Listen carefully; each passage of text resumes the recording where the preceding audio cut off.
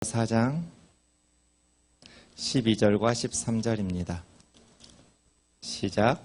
나는 비천에 처할 줄도 알고 풍부에 처할 줄도 알아. 모든 일 곧 배부름과 배고픔,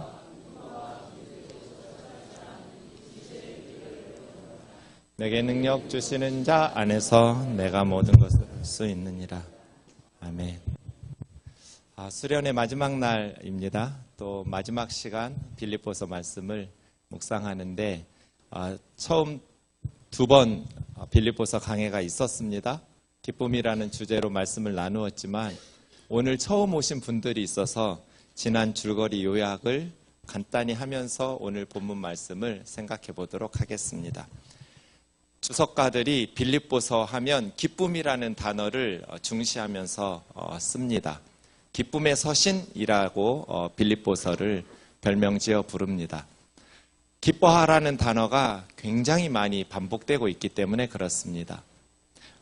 여기 화면에 나오는 것뿐 아니라 계속해서 빌립보서에서는 16번 반복하면서 기쁨에 대해서, 기뻐하라는 것에 대해서 동사, 명사, 부사 형태로 다양하게 기쁨에 대한 이야기를 하고 있습니다.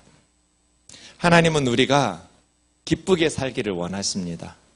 항상 기뻐하라, 쉬지 말고 기도하라, 범사에 감사하라. 이것이 그리스도 예수 안에서 너희를 향하신 하나님의 뜻이라고. 우리를 향하신 하나님의 뜻은 어려운 게 아닙니다. 기뻐하면서 사는 것, 감사하면서 사는 것. 여러분 자녀가 전교 1등이에요. 근데 성적 떨어질까봐 날마다 잠도 제대로 못 자요. 불안해해요. 하루하루 얼마나 괴롭겠어요. 꾸역꾸역 죽고 싶은 심정 참아가면서 억지로 견디고 산다면 전교 1등하는 그 자녀가 부모에게 기쁨이 되고 위로가 될까요? 안쓰럽고 가슴 아플 거예요. 우리 자녀들이 돈을 잘 벌어요. 세상 사람들이 다 부러워해요.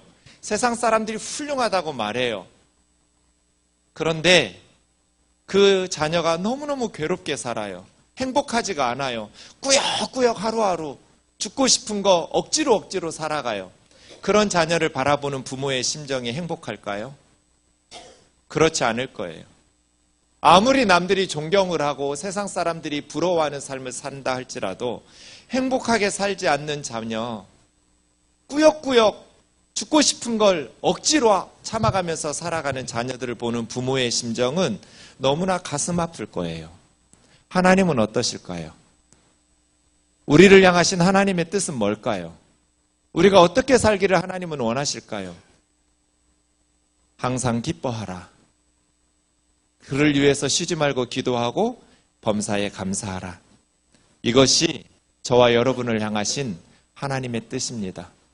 이를 위해서 우리 예수님이 오셨어요. 예수님이 세상 왜 오셨어요?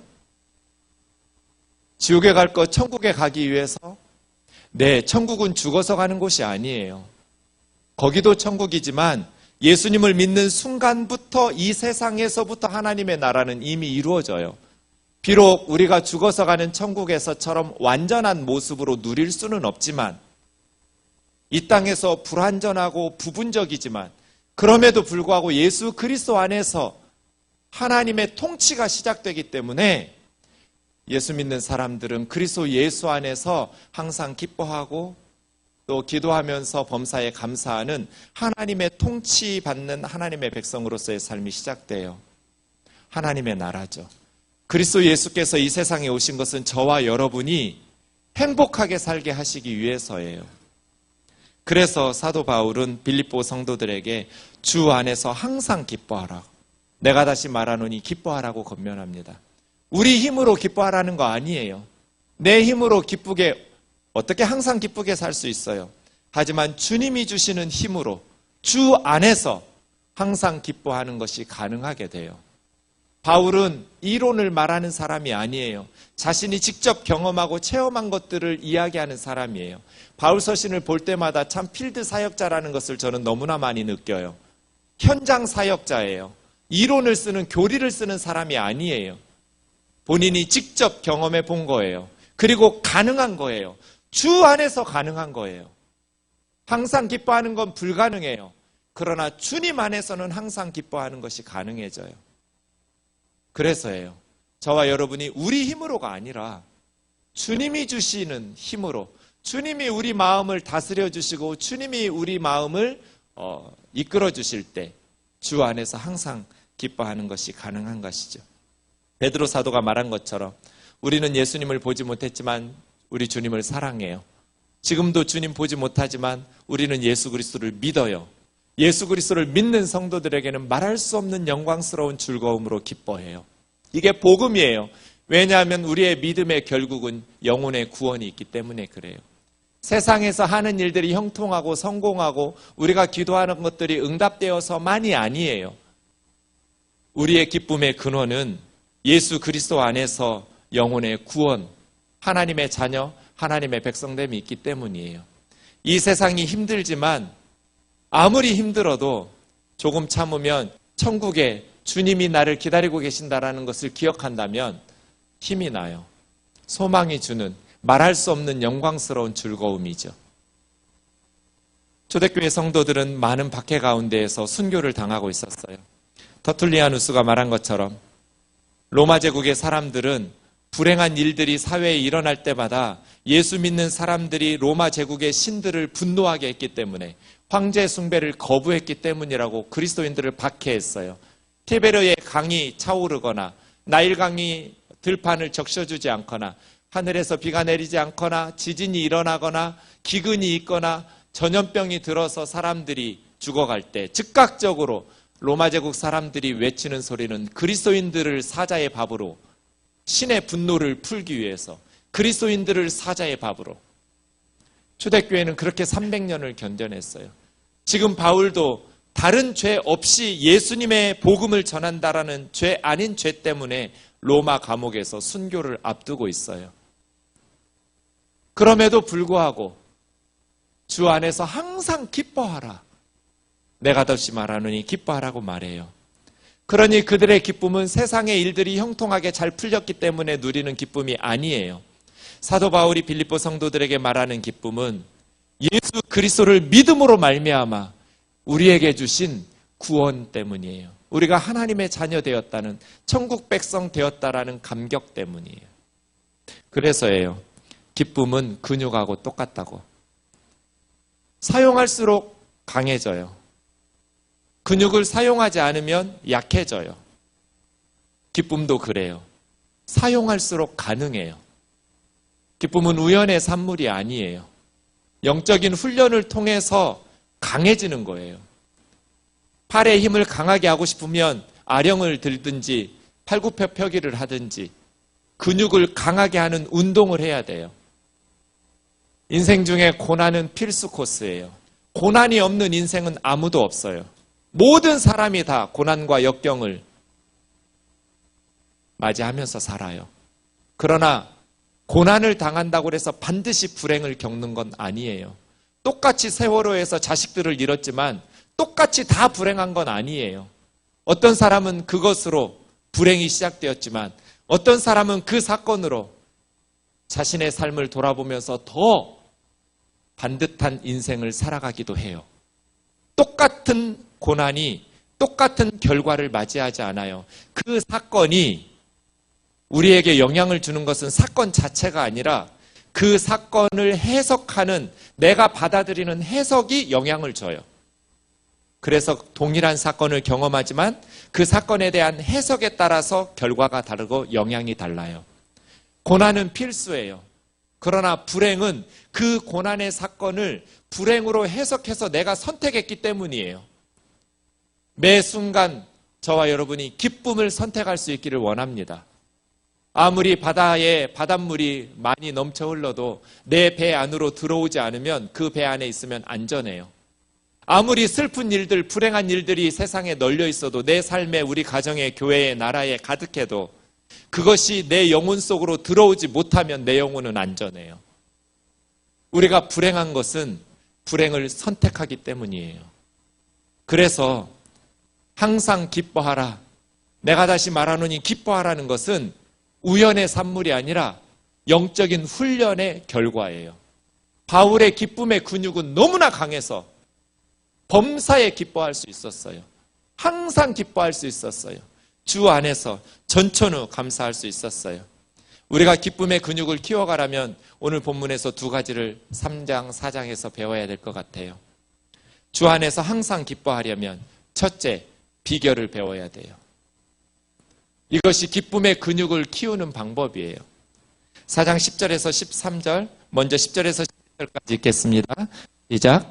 내가 주 안에서 큰 기뻐함은 너희가 나를 생각하던 것이 이제 다시 싹이 남이니 너희가 또한 이를 위하여 생각은 하였으나 기회가 없었느니라. 내가 궁핍함으로 말하는 것이 아니니라. 어떠한 형편에든지 나는 자족하기를 배웠노니. 배웠다고 말해요. 배워야 돼요. 비결을 배워야 돼요. 빌립보 성도들이 에바브로디도라는 성도를 바울의 로마 감옥으로 보내면서 선교 헌금을 전달했어요. 이것을 바울은 감사하면서 편지를 쓰고 있어요. 내가 주 안에서 크게 기뻐함은, 주님 안에서 이것이 바울에게 큰 위로가 되고 기쁨이 되었어요. 고린도 교회 성도들은 바울이 예루살렘 교회 성도들이 너무나 흉년이 연거푸 몇 년간 이루어져서 가난으로 고생하고 있으니 우리가 연보, 구제헌금을 좀 모아서 주자 했더니 바울을 오해하기 시작했어요. 바울이 사도도 아니고 바울이 자신이 없으니까 우리 고린도에 와서 선교 사역 할 때는 우리에게 사례비 달라는 말도 하지 못하고 직접 브리스길라, 아굴라 그 가정에서 취직을 해가지고 텐트 메이커로 짐승 가죽을 벗겨가면서 직접 노동을 해서 선교비와 생활비를 벌어서 하더니 이제 고린도를 떠난 바울이 자꾸 디도 보내고 디모데 보내면서 돈 달라고 한다. 고린도 교회 같으면 이렇게 바울을 오해하면서 바울에 대한 불신의 마음들이 많이 싹트고 있었어요. 그런데 빌립보 교회에는 바울의 선교팀에 대한 그런 오해가 없었어요. 그래서 바울이 돈 달라고 하기도 전에 예루살렘 교회의 구제헌금, 연보를 전달하자고 말하기도 전에 빌립보 교회 성도들은 자발적으로 예루살렘 교회 성도들을 위해서 구제헌금을 모금했을 뿐 아니라 바울의 선교팀을 위해서 또 선교헌금을 모금해서 에바브로디도라는 성도를 보내서 로마 감옥으로 보낸 거예요. 바울은 이것이 너무나 고마웠어요. 주 안에서 크게 기뻐하면서 너희가 나를 생각하던 것이 다시 겨울이 지나고 봄이 되어 싹이 돋아나듯이 싹이 남이니 너희가 나를 위해서 선교 후원을 해주고 싶은 마음들이 없었던 것이 아니라 생각은 늘 있었지만 할 수 있는 방법이 없었노라고. 바울은 가이사라에서 2년 동안 감옥에 갇히고 투옥되어 있고 또 예루살렘으로 호송되어 오면서 배가 난파되면서 1년 동안 배 위에서 여행 가운데 있었고 로마 감옥에 올 때까지 바울의 여정이 험난했어요. 그래서 빌립보 교회 성도들이 선교 헌금을 바울에게 전달할 방법이 없었어요. 이제 바울이 로마 감옥에 투옥되어 있다는 소식을 듣고 빌립보 성도들은 바울에게 선교 헌금을 전달했어요. 이것을 언급하면서 너무 감사하다고. 이걸 말하면서 또 오해할까봐 내가 궁핍해서 계속해서 후원해 달라고 말하는 건 아니라고. 나는 어떠한 형편에든지 자족하는 것을 배웠노라고 말합니다. 자족이라는 말, 스스로 만족스럽게, 스스로 충분하다고 생각하는 마음. 이것을 배워야 우리가 항상 기뻐할 수 있어요. 늘 부족하다고, 늘 불만스러운 사람은 항상 기뻐할 수가 없어요. 어떠한 형편에든지 나는 충분하다고, 나는 주 안에서 만족하다고, 주님께서 베푸신 은혜가 너무나 크다고, 그렇게 디모데전서 6장 8절 같이 읽겠습니다. 시작. 우리가 먹을 것과 입을 것이 있은즉 족한 줄로 알 것이니라. 여기 먹을 것 없는 분, 입을 옷 없는 분 손 들어보세요. 없죠? 그럼 뭐 하라고요? 족한 줄로 알 것이니라. 이 족하다라는 것이 자족이라는 단어하고 어근이 똑같아요. 난 충분하다, 넉넉하다, 만족스럽다.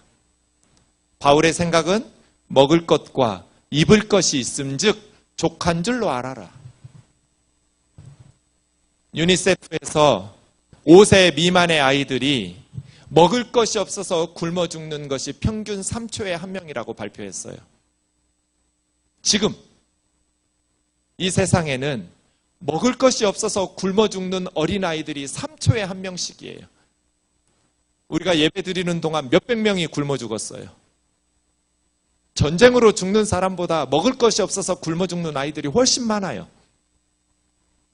하나님께서 저와 여러분을 사랑하셔서 먹을 걱정 없이, 추워서 얼어 죽을 걱정 없이 먹을 것과 입을 것을 주셨어요. 뭐 하라고요? 족한 줄로 알지니라. 어떠한 형편에든지 자족하기를 배웠나니. 12절 13절 같이 읽겠습니다. 시작. 나는 비천에 처할 줄도 알고 풍부에 처할 줄도 알아. 모든 일 곧 배부름과 배고픔과 풍부와 궁핍에도 처할 줄 아는 일체의 비결을 배웠노라. 내게 능력 주시는 자 안에서 내가 모든 것을 할 수 있느니라. 비결을 배웠다라는 저 뮤에오라는 말은 미스테리온, 비밀, 비법, 그 단어하고 어근이 같아요. 나는 비법을 전수받았다고. 스스로 배워야 돼요. 학교에서 가르쳐주지 않아요. 엄마 아빠가 가르쳐줄 수 없어요. 일체의 비결은 스스로 터득해야 돼요. 나는 모든 상황에서 자족하는 법을 배웠다고. 비천에 처할 줄도 알고 풍부에 처할 줄도 알고 배부르거나 배고프거나 풍부하거나 궁핍해도 어떻게 살아야 되는지 일체의 비결을 배웠노라. 우리가 주 안에서 항상 기뻐하려면 비결을 배워야 돼요. 그건 스스로 터득하셔야 돼요. 여러분, 기쁘게 사는 것, 범사에 감사하면서 사는 것은 마음만 먹으면 할 수 있는 것이 아니에요. 아내들은 말해요, 남편에게. 당신이 돈만 많이 벌어다 줘봐. 내가 바가지를 긁나. 나도 기쁘게 살 수 있어. 나도 감사할 줄 아는 여자야. 당신이 돈만 조금만 더 많이 벌어다 줘봐. 내가 인상 쓰면서 사나. 거짓말이에요. 그 여자 돈 많이 벌어다 줘도 인상 써요. 왜냐면 근육 같아요, 기쁨은.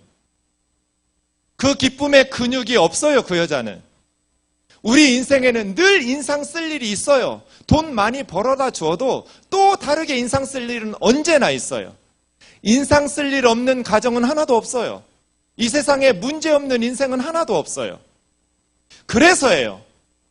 당신이 돈만 많이 벌어다 줘봐. 내가 인상 쓰나. 아니에요. 그 여자 인상 쓸 여자예요. 엄마들은 말해요. 아이들한테. 네가 공부만 잘해봐. 엄마가 너에게 소리를 지르나. 거짓말이에요. 그 아이 성적 올라도 엄마 소리 질러요. 왜요? 그 엄마에게는 기쁨의 근육이 없어요. 감사의 근육이 없어요. 기뻐할 줄 아는, 감사할 줄 아는 근육이 없는 사람들은 기뻐할 힘이 없어요. 감사의 능력이 없어요. 기뻐할 줄 아는 근육을 사용하는 사람들, 감사의 근육을 사용하는 사람들은 작은 일에도 감동해요. 감사해요. 그래서 행복해요. 그래서 배워야 돼요. 남편을 탓하고 아이들을 탓하기 전에, 아내를 탓하고 세상을 탓하기 전에, 교회를 탓하고 나라를 탓하기 전에, 그게 틀린 것은 아닌데 나 자신을 먼저 돌아보셔야 돼요. 감사는 타고나는 게 아니에요. 태어날 때부터 웃으면서 태어나는 사람은 웃으면서 살고 울면서 태어나는 사람들은 울면서 사는 게 아니에요. 처음부터 감사하고 기뻐하면서 타고나는 거 아니에요. 살면서 배우는 기술이에요. 우리는 마음만 먹으면 감사할 수 있다고 착각을 해요. 마음만 먹으면 나는 언제나 기쁘게 살 수 있다고 착각해요. 그런데 뭐가 안 돼서 뭐가 없어서라고 말해요. 거짓말이에요. 근육이 없는 사람은 감사하고 기뻐할 줄 몰라요. 그래서 바울이 주 안에서 항상 기뻐하라고, 나는 비천에도 풍부해도 배고파도 배불러도 풍부와 궁핍의 일체의 비결을 배웠다. 비법을 전수받았다고 이야기하고 있어요. 여러분 스스로 터득하셔야 돼요. 이건 머리로 배워서 끝나면 안 돼요. 삶 속에서 익숙해져야 돼요. 예컨대 어떻게 하면 남편을 사랑할 수 있을까요? 미운데. 어떻게 하면 아이를 사랑할 수 있을까요? 미운데. 날 힘들게 하는데. 기도예요. 남편을 위해서 계속 기도하다 보면 어느 순간 내 마음이 바뀌어요. 아이를 위해서 기도하다 보면 어느 순간 내 마음이 바뀌어요. 왜냐하면 기도할 때 성령님께서 역사하시기 때문이에요. 직장 상사가 미워요. 그런데 내가 어떻게 행복해요, 직장에서?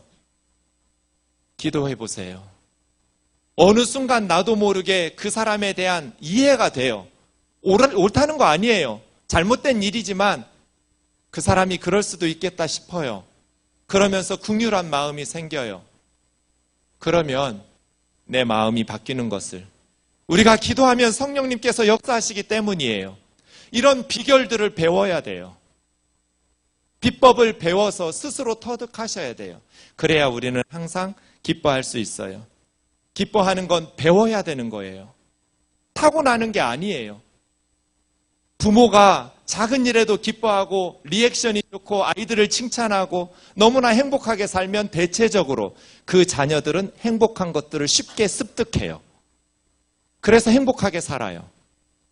부모가 늘 짜증내고 불평하고 지적하고 원망하고 그렇게 살면 아이들은 기쁨의 근육이 쉽게 자라나지를 못해요. 감사의 근육들이 키워지지를 않아요. 늘 화를 내고 짜증을 부리는 부모 밑에서 아이들은 어둡게 자라나요. 공부는 잘할 수 있어요. 실력은 좋을 수 있어요. 그런데 행복의 근육이 생기지는 않아요. 기쁨의 근육이 아이들에게 생기지 않아요. 기쁨의 근육, 감사의 근육은 타고나는 게 아니에요. 영적인 훈련을 통해서 악한 마귀 사탄은 우리가 기쁘게 살지 못하도록, 하나님의 뜻을 행하지 못하도록, 항상 기뻐하며 범사에 감사하며 살지 못하도록 쉬지 말고 기도하는 것을 방해하고 회방해요. 그래서 기쁘게 사는 것, 범사에 감사하면서 사는 건 영적인 전투예요. 그런 영적인 훈련을 통해서 우리는 기쁨의 근육이 강화되고 감사의 근육이 세지는 거예요. 일체의 비결을 배우면 어떻게 살아요? 야고보서 1장 9절에서 11절까지 살아요. 같이요, 시작. 낮은 형제는 자기의 높음을 자랑하고 부한 자는 자기의 낮아짐을 자랑할지니 이는 그가 풀의 꽃과 같이 지나감이라. 해가 돋고 뜨거운 바람이 불어 풀을 말리면 꽃이 떨어져 그 모양의 아름다움이 없어지나니 부한 자도 그 행하는 일에 이와 같이 쇠잔하리라. 바울이 가난해도 비천해도 풍부해도 부유함에도 일체의 비결을 배웠대요. 비결 배운 사람은 저렇게 살아요. 일체의 비결을 배운 사람, 낮은 형제는 1차적으로 10절의 대꾸의 문장이 부하니까 낮다라는 건 사회적 지위가 낮은 것도 맞지만 경제적으로도 가난한 거예요. 낮은 형제, 예컨대 로마 제국에는 노예들이 있었죠. 사람 아니에요. 사람인데 짐승 취급받는, 돈 주고 사고 파는 그런 낮은 형제는 뭘 자랑해요? 자기의 높음을. 낮았는데 어떻게 높아져요? 자랑할 높음이 뭐가 있어요? 영적으로. 우리는 예수 그리스도 안에서 하나님의 자녀가 되었잖아요. 세상적으로 나는 낮지만 가난하고 사회적으로 무시당하는, 짐승 취급당하는, 채찍에 맞고 하루 종일 일하는 노예이지만 나는 예수님 안에서 하나님의 자녀가 되었다. 이걸 자랑하면서 사는 거예요. 세상적으로 지위가 높은 사람, 세상적으로 부유한 사람은 뭘 자랑하라고요? 나 높은 사람이야. 나 돈 많은 사람이야. 이런 세상적인 높음을 자랑하는 것이 아니라 낮아짐을 자랑하래요. 높은 사람이 어떻게 자랑할 낮아질 것이 있을까요? 이 낮아짐은 뭐예요? 영적으로. 예수님 안에서 자신을 겸손하게 낮출 수 있는 사람 된 것을 자랑하는 거예요. 세상에서 자기의 높음을 자랑하는 것이 아니라. 그러니까 그리스도인들은 반대로 자랑하는 거예요. 낮은 형제는 낮은 것 때문에 불평하고 원망하고 탄식하면서 사는 것이 아니라 예수 그리스도 안에서 하나님의 자녀처럼 높아진 것을 자랑하고, 높고 부한 자들은 자신의 세상에 높은 것을 자랑하는 것이 아니라 예수 그리스도 안에서 내가 지극히 낮아져서 노예인 형제 자매들을 섬기는 그러한 낮아질 수 있는 사람 된 것을 자랑할지니 모든 인생 부유한 자들이 나무의 꽃도 아니라 풀의 꽃과 같아요. 인생은 풀의 꽃과 같다. 아무리 아름다워도 예뻐 보여도 해가 돋아나면 그 풀은 시들어서 말라 비틀어지는데 부유한 자들도 이 땅에서의 인생이 서서히 쇠잔한다는 건 페이드 아웃이에요. 점점 꺼져서 사라지는. 부한 자도 그렇다면 가난한 자도 마찬가지죠. 그러니 세상의 것들 자랑할 필요가 없어요. 바울은 일체의 비결을 배웠어요. 부유한 사람이 부유한 것, 높은 것 자랑하면 상처받아요. 그런데 부유한 사람들이 낮아짐을 자랑하면서 겸손하게 섬기기 시작하면 이 세상이 행복해져요. 가난한 사람이 늘 원망하면서 남 탓하면서 가진 사람들을 불평하고 원망하고 욕하고 저주하면 이 세상은 불행해져요. 그러나 낮은 사람들, 가난한 사람들이 예수 그리스도 안에서 자기가 얼마나 부유한 사람인지, 얼마나 존귀한 사람인지를 생각하면서 주 안에서 행복하게 감사하게 살아가기 시작하면 이 세상은 행복하게 돼요. 일체의 비결을 배우는 저와 여러분 되기를 주의 이름으로 축원합니다. 옆에 대개 부부가 앉아있다면, 부부가 앉아있다면 이렇게 말해주세요. 자매들, 형제들에게 나는 당신이 돈 많이 벌어오지 않아도 좋아. 빨리 하세요, 자매들. 자, 형제들 대답하세요. 고마워. 자, 부부 아닌 분들 있죠? 네. 우리는 뭘 자랑해야 될까요? 반대로. 그래서 이렇게 이야기했으면 좋겠어요. 비결을 배우고 삽시다. 이 비결을 습득하셔야 돼요. 백날 교회 다녀도 이 비결을 습득하지 못하면 행복하게 살 수가 없어요. 아무리 기도를 많이 하고 아무리 성경을 줄줄줄줄 외우고 다녀도 바울이 말했던 이 일체의 비결을 습득하지 못하면 그 가정은 불행해져요. 그 가정은 천국의 기쁨이 임할 수가 없어요. 두 번째, 주 안에서 항상 기뻐하려면, 기쁨이라는 근육을 키우려면 천국 시민답게 살아야 돼요. 3장 1절에서 9절, 끝으로 나의 형제들아 주 안에서 기뻐하라. 너희에게 똑같은 말을 반복해서 쓰는 것이 내게는 수고가 아니라 너희의 안전을 위해서 중요한데, 개들을 삼가고 행악하는 자들을 삼가고 몸을 상해하는 일들을 삼가라. 개들이라고 말하는 것은 원래는 유대인들이 이방인들에게 개라고 욕하던, 비하해서 말했던 조롱이에요. 그런데 바울은 뒤집어 엎었어요. 3절에 보면 이제 유대인들, 할레파 사람들을 개라고 말하고 있거든요. 개조심 하고 쓰는 거예요. 우리가 항상 기뻐하려면 개조심 하셔야 돼요. 2절 다시 열어주세요. 뭘 조심해야 돼요? 물어뜯는 개들을 조심해야 돼요. 이 물어뜯는 개들은 뭐 하는 사람들이에요? 악을 행하는 사람들. 그리고 자기 몸을 상해하면서 우상에게 절하는 사람들. 자해해가면서 심지어 자기 자식을 인신제물로 바쳐가면서 우상숭배하는 사람들.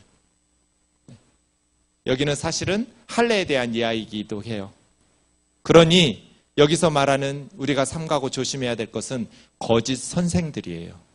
거짓 선생들. 3절, 하나님의 성령으로 봉사한다고 말해도 되고 예배한다고 해도 돼요. 예배는 어떻게? 성령으로 드리는 거죠. 형식적으로 드리는 게 아니에요. 그리스도 예수를 자랑하고, 예수님 안에서 내 자랑하는 거 아니에요.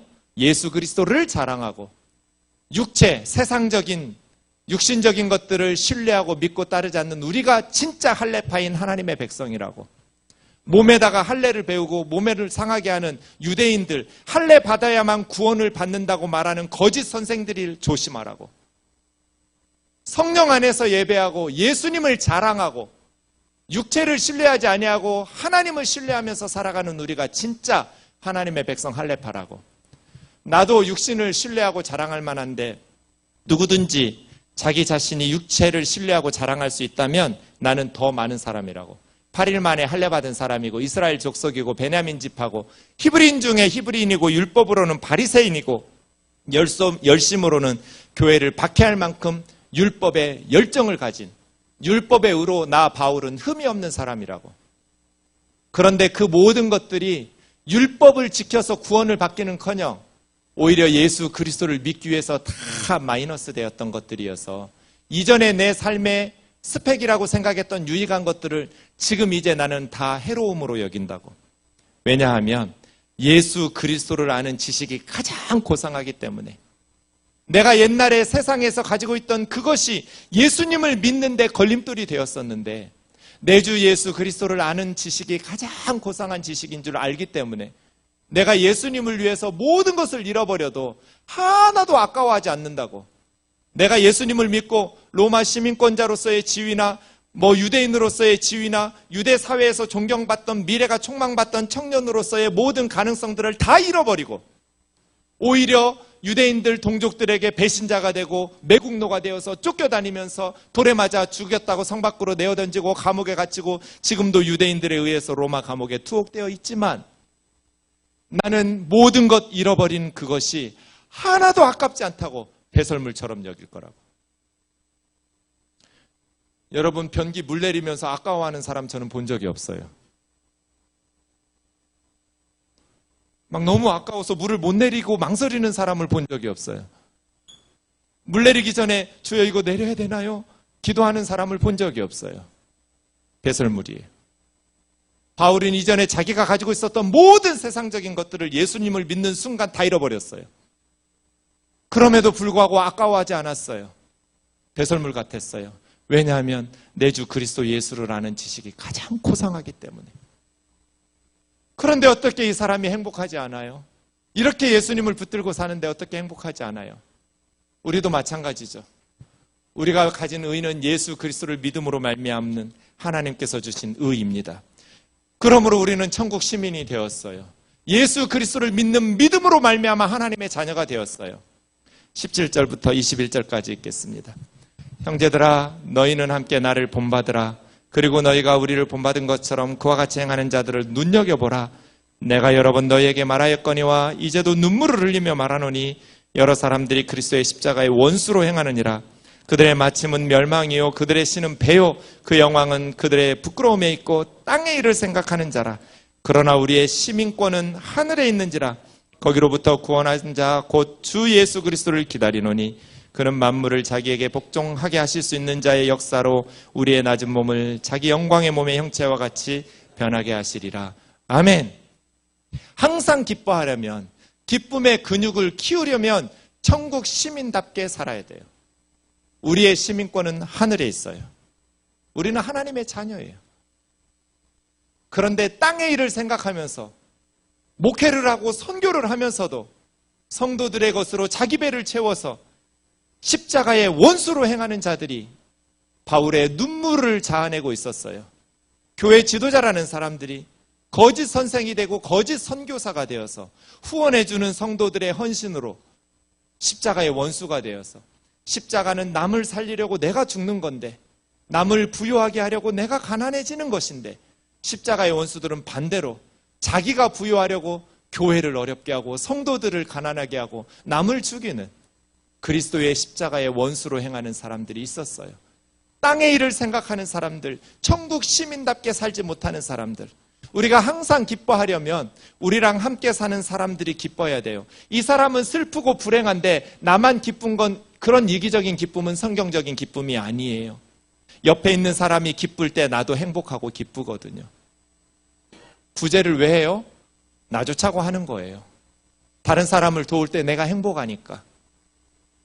행복하지 않고 괴로운데, 아까운데 그런 구제를 뭐하러 해요? 예수님처럼, 예수님이 세상에 왜 내려오셨어요? 억지로 내려오신 거 아니에요. 좋아서 내려온 거예요. 왜 벌거벗고 십자가에 못 박혔어요? 억지로 못 박히신 거 아니에요. 누가 강제로 떠밀어서 어쩔 수 없이 십자가에 오르신 거 아니에요. 좋아서 하신 거예요. 왜 좋으셨어요? 그러면 우리를 살릴 수 있으시니까. 그게 십자가잖아요. 그게 천국 시민이잖아요. 예수 그리스도를 믿음으로 우리가 의롭게 되었어요. 이제 우리는 천국 시민 하나님의 자녀가 되었어요. 그래서 우리는 땅에 천년만년 살 것처럼 남의 눈에 눈물 쏟아가면서 이기적으로 사는 기쁨은 기쁨이 아니에요. 더불어 함께 행복한 천국 시민답게 예수님처럼 바울처럼 그렇게 살아가는 저와 여러분 되기를 원합니다. 하나님의 자녀되고 천국 시민 되었다라는 것은 무엇을 의미할까요? 요한일서 3장 1절에서 3절. 지금 우리는 하나님의 사랑을 받은 하나님의 자녀입니다. 하나님의 자녀 되었다라는 것이 무엇을 의미할까요? 2절에 보면 세상 사람들이 우리가 하나님의 자녀가 무엇인지를 모르는 것은 하나님 모르기 때문이지만, 그리고 지금 우리 눈에는 드러나 있지 않지만 마지막 주님 앞에 갔을 때 하나님의 자녀의 완벽한 모습으로 우리가 변화되었을 때 부활하신 주님, 천국에 계신 주님과 같은 모양이 될 겁니다. 개는 사람을 못 봅니다. 사람이 돼봐야 이게 사람이구나 압니다. 우리가 예수님과 같이 변합니다. 그래서 천국에 가면 우리는 영광스러운 몸으로 변할 겁니다. 예수님의 참모습 그대로 볼 것이기 때문에 그렇습니다. 우리에게 이 소망이 있습니다. 이 소망을 가진 자마다 예수님이 깨끗하신 것처럼 자기를 깨끗하게 살아갑니다. 우리는 천국 시민입니다. 천국 시민답게 살아갑니다. 대통령의 아들, 딸은 함부로 안 삽니다. 대통령의 아들, 딸답게 살려고 노력합니다. 우리는 대통령보다 더 위대하신 하나님의 자녀입니다. 하나님의 자녀는 함부로 살아가지 않습니다. 하나님의 자녀는 하나님의 자녀 천국 시민답게 살아갑니다. 그럴 때 우리에게 보람이 있고 기쁨이 있습니다. 늘 이 소망을 가지고 주 안에 살기를 원합니다. 말씀 마치겠습니다. 빌립보 교회는 2차 선교 여행 중 주 49년에 유럽에 최초로 세워진 교회입니다. 이 빌립보라는 도시는 빌립 2세 알렉산더의 아버지가 밀집장창 대전법이라는 작전을 통해서 따닥따닥 밀집해서 긴 창을 앞에 놓고 그대로 그쪽에 빌립보 지역의 원주민들을 몰아내고 승리해서 세워놓은, 자기 이름을 따라 지어놓은 그곳이 빌립보입니다. 옥타비아누스, 아우구스투스는 안토니우스를 패배시키고 이 도시를 재건해서 로마의 특별시로 삼고 군인들을 정착했습니다. 그래서 빌립보 도시는 그 어느 도시보다 로마 시민권자라는 프라이드가 큰 도시 사람들입니다. 로마와 똑같은 대접을 받았던 유일한 도시가 빌립보입니다. 나라를 위해서 목숨을 바쳤던 군인과 가족들이 사는 곳이 빌립보입니다. 그 빌립보 시민, 로마 시민권자로서의 프라이드가 강했던 그들에게 바울은 우리는 천국 시민권자라고, 우리는 영적인 하나님의 자녀, 천국 시민답게 살아야 된다고 가르치고 있습니다. 천국 시민답게 사는 것은 부유하게 되고 다 사회적으로 지위가 높아진다는 것을 의미하지 않습니다. 어떤 상황, 어떤 환경에 처해 있다 할지라도 하나님의 자녀답게 항상 기뻐하고 쉬지 말고 기도하고 범사에 감사하면서 주님이 주신 기쁨으로 살아가는 하나님의 백성, 그래서 하나님 보내주신 그의 아들 예수 그리스도처럼 우리도 십자가를 실천하면서 다른 사람을 사랑하고 귀하게 여기고 섬기면서 하나님 주신 기쁨을 만끽하며 살아가는 백성인 줄로 믿습니다.